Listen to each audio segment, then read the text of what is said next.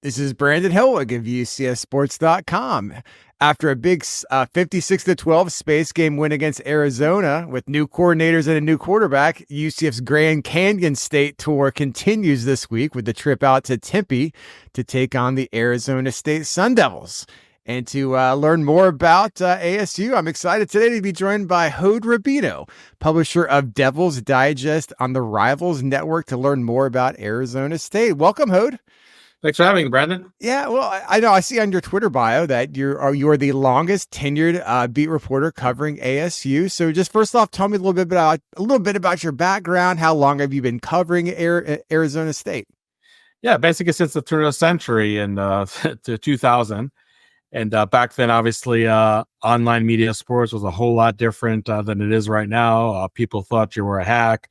People thought you were just a fan that happens to be now covering the team from the press box and things like that. But I've been lucky that Arizona State, I think, compared to a lot of major conference schools back then, was really somebody who just believed in your own merit.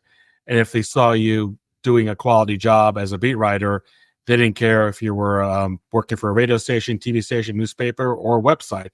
So that's how it all started. I mean, really interesting to see how everything, has evolved in terms of online media just in the last 25 years. But I mean, that's where I got my start. Me and you, we kind of have the same background. I got started in 1999, so probably around the same time period. Kind of your early days, internet media was definitely not looked at like it is today. Not at all. So so I guess that was the tail end of the Bruce Snyder era exactly. At Arizona State. Yeah. So exactly. Actually, he was, he had that 1996 season. That was an undefeated regular season and get lost in the Rose Bowl. No, that's kind of been maybe the biggest season in ASU history. But just kind of, since you've been covering ASU, what are some of your favorite memories? What kind of comes to mind as you've covered ASU over these last 25 years or so? Yeah, I mean, just being able to cover the team when Terrell Suggs, a defensive end, who's a Lombardi Award trophy winner, but back then obviously had a nice career with the Ravens. In the NFL, it was really fun covering him. Dennis Erickson was definitely a very interesting season, not interesting tenure, I should say, not for all the good reasons. Our first season, he comes in his co-Pac-10 champions. You think like, wow, this is really going to be a good hire, because a lot of people thought that Erickson was clearly on the back nine of his career and just came over here to play golf and retire. But what followed after that were some definitely interesting years where I would say the inmates ran the asylum back then pretty hard. Todd Graham was a head coach that really came out of nowhere. Nobody knew a whole lot about him. And that was his dream job, right? Because he was at Pittsburgh, right? And then a year later, his dream job was at Pittsburgh, then at ASU, right? Exactly, yeah. So his dream job changed pretty quickly. And Todd Graham was just a polar opposite when you compare his first 3 years to the rest of his years in Tempe. The second and third year, he wins back-to-back 10-win seasons. And you really think this program is going in the right direction. But, things did unravel pretty dramatically and pretty ugly, I would say, in some cases after that. And after Todd Graham, he had Herm Edwards, even a more left field hire. And that was really all this the quote-unquote brainchild of former athletic director Ray Anderson, who truly just went ahead and hooked up his buddy with one last hurrah before he retires. That obviously was a disaster, not only because of the results on the field, but what happened off the field with the NCAA investigation. They were recruiting guys during COVID, right? No one was allowed to have visits, and they were flying guys in and doing basically official visits when that was not allowed. Yeah, exactly. They also working them out in a local park in Tempe, because I guess it was against the rules to work them out on campus after you're brought in when you're not supposed to bring them in anyway. So that was definitely a circus. And here comes head coach Kenny Dillingham, the youngest coach in any Power Four conference, an alumnus of Arizona State that had a very memorable introductory press conference where he was bawling for a good few minutes, because that's how excited, but also that's how genuine he was in turning around this program. Everybody figured that the Sun Devil fan base is going to have to exercise patience, and it's going to be a little while until they can be bowl eligible. A little while until you can really contend for conference championships. But here they are, the first week of November, already bowl eligible in only Dillingham's second year at the helm. So that's definitely exciting times over here in Tempe, and fans could definitely see this program not only moving in the right direction, but probably moving in that direction quickly than anybody thought they would. And it kind of focused more on that Kenny Dillingham hire at the end of the 2022 season. I guess was Herm Edwards. You guys knew for a while that would be his last season, right? Wasn't that announced at some time during the season that he would be stepping down? Or yeah, I mean the joke was that I would say almost a year into the NCAA investigation, when assistant coaches are dropping left and right, when players like Jaden Daniels, for example, are transferring out, Herm Edwards really just wanted to hang it up and say, you know what, I'm done. I mean, I know this 2022 season is not going anywhere. I don't want to be part of it. My legacy maybe was probably been tainted anyway by this investigation. And don't mean to harp on it again, but former athletic director Ray Anderson, it was an absolute abomination of an athletic director, just force him to stay on the job. Yeah. So did Ray Anderson, did he hire Kenny Dillingham, or did he leave? When did he leave? Look, let's put it this way. I mean, people will say that, oh yeah, Ray Anderson was the athletic director when Kenny Dillingham was hired, but that was really all a hire that was driven by the boosters. Ray Anderson basically forced the boosters to accept the hire of Herm Edwards when it did take place, and after that has been an absolute colossal failure, the boosters said, okay, Ray Anderson, we're going to take the wheel from here on out, and basically knew that you're not going to get somebody in the back end of his career, somebody that hasn't coached in over, I don't know how many years, 10, 15 years, and bringing over to ASU. You're not going to bring any retread coaches out there in the college football ranks. You're going to bring somebody who absolutely bleeds maroon and gold. And that's why they brought Kenny Dillingham on board. And knowing was that like the main, I guess you go through that 2022 season, kind of knowing there'd be a coaching change. So I know message boards and media talk, I guess all the focus was going to be on where does ASU go from here. So was Kenny Dillingham, was he like the leader in the clubhouse the entire time? Was it kind of a foregone conclusion that it would be him, or were there other candidates in that mix? It wasn't the entire time. As our website actually, one of my staff members actually broke the news in, I would say, mid-November of 2022 that Kenny Dillingham is the absolute clubhouse leader. I mean, people are talking about Deion Sanders and Tom Herman and names like that. And we basically been on it from day one that once Kenny Dillingham did express a desire to coach over here, then the boosters definitely expressed their willingness to bring him on board.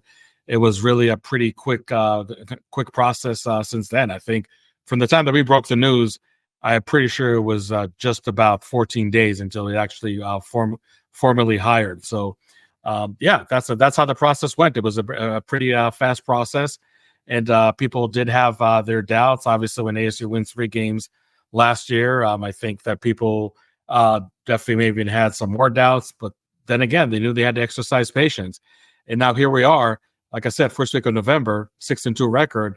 Now nobody has any patience anymore. Like it's not just going to a bowl now. Hey, can we get to 7 wins, 8 wins, 9 wins, 10 wins? So that's the talk in Tempe right now. Just really crazy how rapidly fast the college football world moves. Yeah, I'm kind of curious. How well known was Kenny Dillingham known to just the ASU fan base and the community? It's a little bit different path than a lot of guys. I was reading he was injured in high school and just wasn't able to play college football, so he was coaching high school and attending classes at ASU, and then he kind of made that connection with Mike Norvell and kind of followed him. I guess he was an offensive assistant, right, for maybe a couple years at Arizona State as a student, or was he still? He was part of the staff as an offensive analyst under Todd Graham, and definitely saw some of the best years in ASU's history this century. Definitely best years of Todd Graham. So, I mean, I know he probably made more of a name for himself when he was offensive coordinator. Eventually, he was with Gus Malzahn for a year in 2019, moved to Oregon. So was he kind of a name that ASU people know about? Because he's not a former player. Usually they go the former player, then they coach and that kind of stuff. So was he that well known during the search that fans have to kind of be educated? Like, oh yeah, that guy was like a young assistant on our staff for like a year or so. The well known, I think, is really now the beholder. I mean, obviously you have ASU fans just like fans of any other school that are more involved or less ingrained in what goes on with former players, former coaches, or in this case, a former staff member. So, yeah, I mean, I think that the educated ASU fans absolutely knew who Kenny Dillingham was, and they saw him, being an offensive coordinator in several power conference programs. And that's really impressive, I think, for any coach, but especially somebody as young as Kenny Dillingham. So, So obviously, they didn't know what he did at Oregon. Yeah. I'm sorry, I kind of broke up a little bit, but he said he was crying a lot during his introductory press conference. So the fact he is an alum, he's what, from the Phoenix area, I take it, grew up here. So did that resonate with the fan base? They were excited. I don't know if ASU just look at it, if they had an alum as a coach, it would be, I guess, before Bruce Snyder. I'm not familiar with some of these other names on the all-time ASU coaching list. So was that special that you have a guy 100%. that understands the community, understands the university, has a true love for ASU? 100%. Arizona State obviously was in a very dark place at the end of the Herm Edwards era, and this is exactly the type of coach that they needed. They needed a mercenary. They needed somebody who's going to use this job as a stepping stone after they rebuild it. Everybody knows that Kenny Dillingham is here for the long haul, and his genuine passion, his genuine care for the program, and to really rebuild this team to what he saw under Todd Graham for a little while over there, winning 10 games in back-to-back seasons. He wants to bring it back at least to that level, if not more. So I think that even when he hasn't coached one game at ASU, I think the passion and what he had to say in his press conference and the subsequent press conferences after that really absolutely resonated with the ASU program. Again, it was a rough first year. I don't think anybody was expecting to be bowl eligible in his first year, but I think a lot of fans, frankly, did not think that ASU was going to be bowl eligible right now in Dillingham's second year. So I think they're very, very pleased with this hire. I think he elevated the talent quite a bit, elevated the coaching staff talent quite a bit. He's really been hitting all the right buttons. This is not a perfect program. It's definitely a program that still has some growing to do. But if we just look at the body of work and basically just a little over a year and a half of him being the head coach, I mean, there's really nothing but just really deep sense of appreciation and really just being very impressed with what Ken Dillingham has been able to do.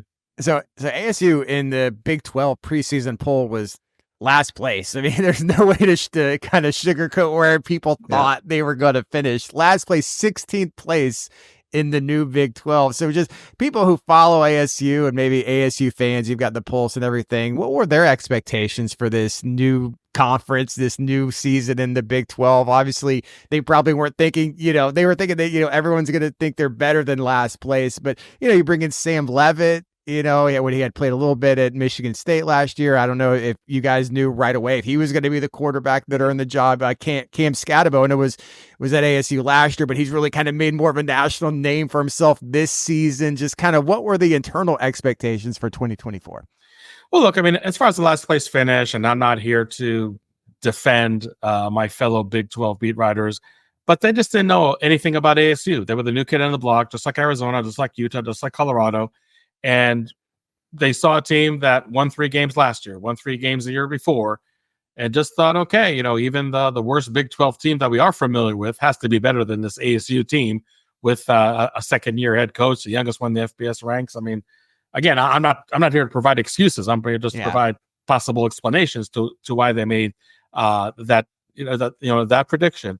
And sure, Kenny Dillingham used it as a bulletin board material. I'm not saying that's the end-all be-all why Arizona State is having so much better season than having last year. But obviously that motivation, did help. And, I think in terms of the players that he brought in from the transfer portal last year, there's still a lot of them are key players this year. So even when you brought a quarterback that was fairly unknown as a Sam Leavitt, you trust a guy like Kenny Dillingham because you saw what he did to revive Bo Nix's career. You saw what he did to when he coached Jordan Travis back at Florida State. Rightfully or not, he gained this quote unquote quarterback whisperer title.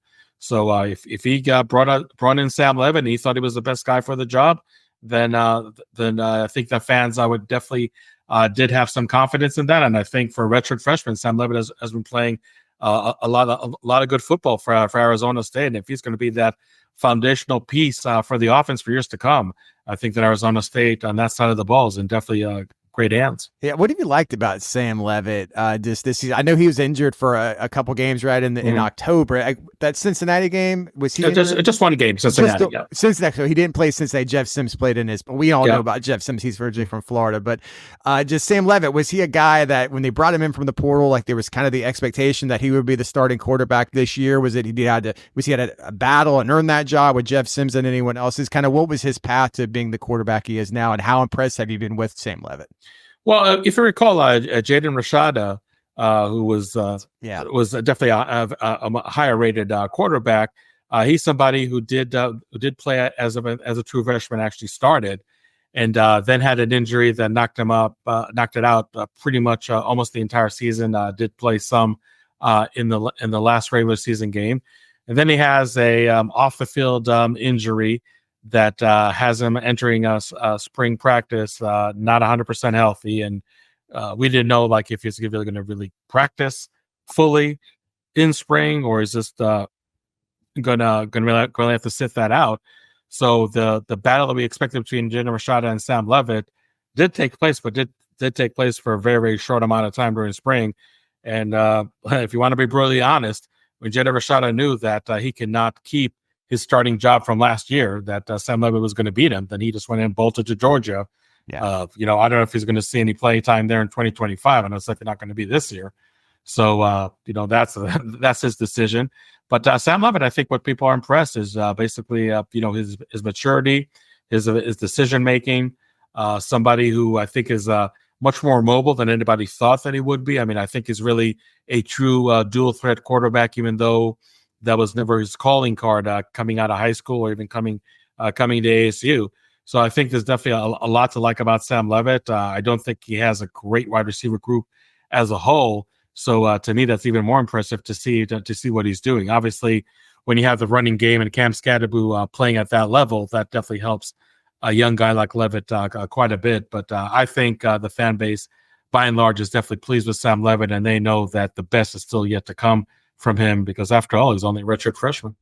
Yeah, tell me more about Cam Scadaboo. Well, first of all, is he going to play on Saturday? I know Coach Gillingham came right on it, and most coaches kind of, they don't announce injuries. They want to keep everything close to the vest. And he came out on Monday and said he's doubtful to questionable to play. I saw a little bit of the game the other week. I don't remember him getting injured, but what do you guys know about his status, and do you think he plays on Saturday? Yeah, he got injured pretty much in garbage time against Oklahoma State, which is kind of unfortunate. But in terms of Cam Scadaboo, Kenny Dillingham said he's not going to practice all week. Now, is Cam Scadaboo good enough not to practice all week and still play on Saturday? Yes, he is. What kind of physical condition he's going to be in, that really remains to be seen. So I think right now it's really an unknown whether Cam Scadaboo is going to play or not. If he does play, I don't expect him to get that near 20 carry load that he's been getting almost each and every game. But he's definitely elevated his game quite a bit. I mean, people think that he was an unknown in 2023. He had a very good year in 2023 in Tempe. It's just that the offense and the team was so horrible that it was just really easy to gloss over that. But he's done a great job, reshaping his body in the off season. Really understanding the game more. He did come to ASU from Sacramento State and FCS level. So I don't think he had a rough transition to the power conference level, but obviously you get a player like that, and as good as he is in his first year in a power conference, you only can get better the second year. So there's really just a lot to like about Cam Scadaboo. I mean, just a very complete running back, great in pass blocking, great in receiving the ball from the backfield. Curious to see how this ASU offense can really operate without him if it did come to that. But in a conference that is full of great running backs, for Cam Scadaboo to establish himself as one of the best, winning the Offensive Player of the Week 4 times in one season, I think that just shows you what a special player he is. He's definitely going to be missed in 2025. Yeah, looking at the Big 12 stats, UCF's RJ Harvey leads the Big 12 in rushing. Cam Scadaboo is third on that list, I believe, Yep. in rushing yards this season. But I know we've talked a lot just now about Sam Levin and Cam Scadaboo. You know, we've talked about Arizona State obviously exceeding expectations this season. What has been the key to that success? Has it been kind of funneled through Sam Levin and Cam Scadaboo? Are these the biggest reasons you'd say ASU is off to this hot start? Yeah, I think you got to upgrade a quarterback and then Sam Levitt from last year. You do have a better Cam Scadaboo this year, and again, he was no slouch by any means last year. I also think when you have a better offensive coordinator this year, and Marcus Arroyo, when you talk about being quarterback whisperers, he's the quarterback whisperer for Justin Herbert. So you have that experience on your side. I think at tight end, they have a massive upgrade in a guy by the name of Shimon Mateer, who you might remember from Cincinnati last year, was at Colorado for a cup of coffee and then came over to Arizona State. Hasn't been putting up huge numbers, but I think is definitely that tight end aerial target that ASU seems has been seeking forever. And they have a wide receiver by the name of Jordan Tyson, who already was on campus last year, another transfer from Colorado.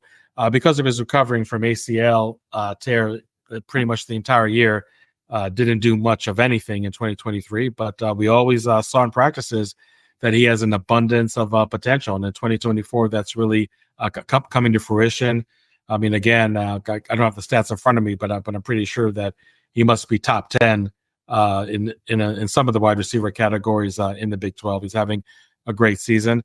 Like I said, if there's anything that is kind of the Achilles heel, I would say is that the wide receiver group as a whole has not been able to play well. It's a lot of Jordan Tyson, a lot of Shimon Mateer. So maybe that's something that can change down the stretch for ASU, because if ASU is really going to shock the world and win 9 or 10 games, I think that that is one aspect that definitely needs to improve. I should say the offensive line. I mean, there are some new faces, maybe not a ton, but the offensive line, especially when it comes to pass blocking, I think, and obviously run blocking, doing a great job, has definitely stepped up their game too. So, that's what we see on offense. On defense, we're just seeing a good core that came back from last year.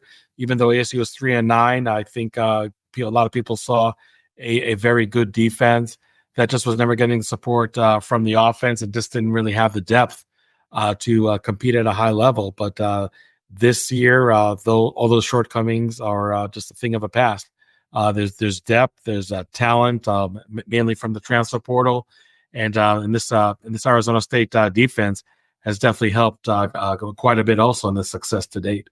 Yeah, are there any names to watch on that side of the ball on the ASU defense? Any guys that we're definitely going to see make an impact in the game on Saturday? Sure, yeah. If I look at the defensive line, I would say defensive end Clayton Smith. He's arguably the best pass rusher on the team. CJ Fight, a defensive tackle. If ASU is going to be able to slow down a very good running back in RJ Harvey, I suspect that CJ Fight is definitely going to be in the forefront of those efforts. On the same token, linebacker Keyshawn Elliott, I think is going to be also instrumental in trying to stop Harvey if it did really come to that. But that's definitely one player to look at. Nickelback Shamari Simmons is somebody who was playing the role that he wasn't even destined to when the season began. It was actually supposed to be one of the starting safeties, but because of departures and injuries, he slid into that nickelback role. He's a taller nickelback than what you're used to seeing, and he's been playing great this season. And I would say in the secondary, Keith Abney II, who is a sophomore cornerback, has really been being able to elevate his game from last year. And I don't know if he's going to play as much as he did last week, but LT Welsh, a transfer from LSU, had 4 pass breakups only just in the second half against Oklahoma State. He was huge in the performance in that contest. So, there's definitely a lot of names and a lot of depth on the ASU defense. It's a very aggressive, complex defense. Sometimes might have a little bend but not break element to him. But I'm really curious to see what they're going to do against UCF. On the one hand, facing the best running back in the Big 12. On the other hand, facing a very inexperienced quarterback who had the game of his life, obviously, last week against Arizona. But I'm really who curious knows to what see. to expect. He's got to do it on the road now. He's got Yeah, to go to a exactly. hostile environment. So he had a great game last week, but we'll see how that translates this week. Yeah. Yeah, so ASU, I think they're a 3-point favorite, and as you said, there's some question marks. UCF's sky high after beating the socks off of Arizona in the annual space game, but will that continue? You just mentioned Dylan Risk, UCF's freshman quarterback. Cam Scatterbo, does he play or not? That's a big question mark. Just kind of looking from the ASU side, what are the keys to the game in your eyes? If they're gonna, get a 7th win, against UCF, what do you think needs to happen? Yeah, I think on defense, like I said, and I'm sure it's really a no-brainer statement to make, but I think every team that is able to contain RJ Harvey this year and really take their chances with the passing game has done well against UCF. Again, RJ Harvey is obviously putting great numbers, but when you have an offense that's one-dimensional, relying on passing game that's not really there, then I think that's obviously the approach that ASU is going to take. Again, they know what Dylan Risk did last week. Maybe he's a guy that snuck up on U of A because there wasn't film on him, but now that the film is out, I think that the ASU defense can come up with a good game plan to really frustrate him and probably frustrate him at a higher level than Arizona did. On offense, it's really going to be time for any running back not named Cam Scatterbo to probably step up. Kyson Brown, who is going to be the starting running back if Scatterbo is not going to play, had a breakout game of his own, 15 carries for 63 yards and 2 touchdowns. Somebody who I think is not going to fill Cam Scatterbo shoes 100%, but I don't think is going to leave a whole lot of gap, and I don't think it's going to be a whole lot of drop off if he's going to be the starting running back. Another running back to look out for is DeCarlos Brooks, a seasoned veteran who usually makes the most out of his limited opportunities. I think he's going to be definitely a big key on that. But I think that UCF on their end are really going to dare Sam Levitt to beat them and really crowd the line of scrimmage as much as possible, knowing that there may not be a caliber running back like Cam Scatterbo to really punish them for that. So I think Sam Levitt, who came off his best game as a Sun Devil, throwing for over 300 yards, completing 20 of 29 passes, having 3 touchdown passes. I think that he's definitely going to have to make sure that he can build on the momentum, and knowing that this is a game that if Cam Scatterbo doesn't play, there's going to be more required of him. So can he handle that pressure, that added pressure, I should say, that may be coming his way? I think that's also going to be a huge key on that side of the ball for the Sun Devils. So Arizona State, they haven't had a home game since Friday, October 11th. There's a pair of road games, a bye week in there. Mm-hmm. So how excited is the fan base to have a home game, especially with the way the season has gone? Like, what do you expect in terms of the atmosphere? Is it a sellout? What are we going to see in Tempe on Saturday night? Yeah, honestly, I didn't hear any rumors about this game being close to a sellout or anything like that. But this is the time of year why we realize why we live here weather-wise and why so many people do move over here to the Valley of the Sun. So with the 5:00 kickoff, I think that's still a nice kickoff. You catch some really nice daylight temperatures, and then most of the games can be played at night. And I think I think the Mountain America Stadium at night is just a different atmosphere. That's what the fans really love about ASU games, is when they do play at night. And that's because of the weather. Most of the home games end up being playing at night. Anyway, so I think it's going to be a very good atmosphere. Even if it's not a sellout, I think that the fans that are going to be there in their seats are going to be plenty boisterous. And there's definitely excitement. I mean, again, I think this turnaround has been happening much quicker than anybody thought it would be. I don't think fans will be disappointed if ASU gained bowl eligibility Thanksgiving weekend, beating their rival Arizona. But now that they gained bowl eligibility so early in November, then I think fans are just looking at this team in a whole different light, and for all the positive reasons. So I think it is going to be a really, really, really good atmosphere. ASU is obviously coming into momentum, coming in with excitement. I don't know if there's going to be an announcement prior to the game that Cam Scatterbo is going to play, but if he is, I think it's only going to add to the excitement that much more. So I'm expecting Mountain America Stadium to really be rocking on Saturday evening. Again, there's a lot of good reasons for the fans to be excited about their team. How much has Phoenix kind of rallied around ASU? I know you were telling me, before we started talking that there's a lot of competition in the area with the, Cardinals, Diamondbacks, Suns, there's other sports too. So just kind of where does ASU fit in that dynamic of Phoenix sports? Yeah, look, I mean, not to be overcritical about the local media over here, but they have to spread themselves thin over now 3 pro sports and ASU, and probably dabble a little also with Arizona coverage.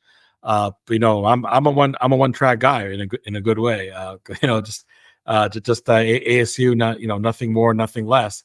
So I think it's really a front runner town, and right now the Phoenix Suns are doing well, the Arizona Cardinals are doing well, and that's why it's kind of easy for ASU maybe to somewhat get lost in the mix. I think still they are getting decent coverage, but it's always going to be contingent, I feel, on how well the pro teams are doing. So ASU I think always had to scratch and claw for recognition in the local media, namely just the radio stations and the TV stations. On the other hand, just like any power conference team, there's a lot of online new media, so to speak, that does cover them. So it's really just bringing the casual ASU fan, the casual sports fan here in the Valley to get to recognize ASU more.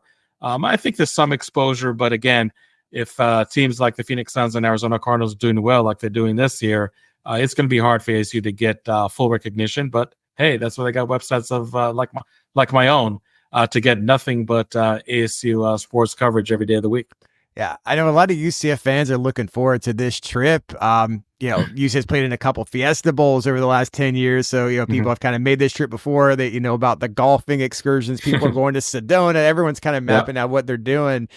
Just around Tempe, around the ASU campus, are there any, spots that you would recommend to check out? Are there any unique kind of campus connections or anything with an ASU theme? Like if you were going to recommend a place to check out maybe before the game, what would you recommend?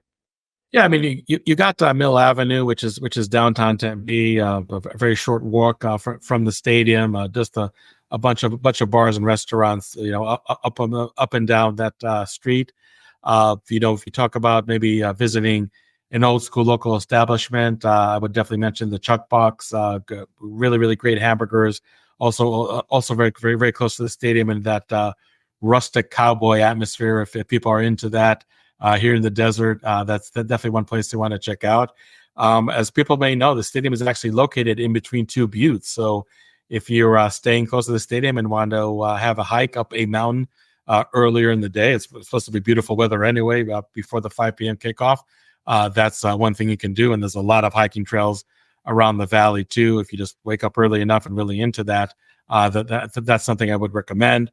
Scottsdale is the more posh area of the Valley of the Sun. The more upscale restaurants and bars and people watching definitely takes place over there. So that's another recommendation to do. And Old Town Scottsdale is very close to the stadium as well. So it's one of the biggest metropolitans in the country. So there's definitely a lot to do over here. And visiting fans, whether they're coming for a football game or just for any other reason, usually have a great time over here. Well, that's awesome. I appreciate it, Hod. I've really enjoyed spending these last 30 or so minutes learning more about Arizona State. I can't wait myself to head out there to Phoenix later this week, but I appreciate your time, and I will see you in the press box on Saturday. See you Saturday, Brandon. Safe travels. Thank you. Take care.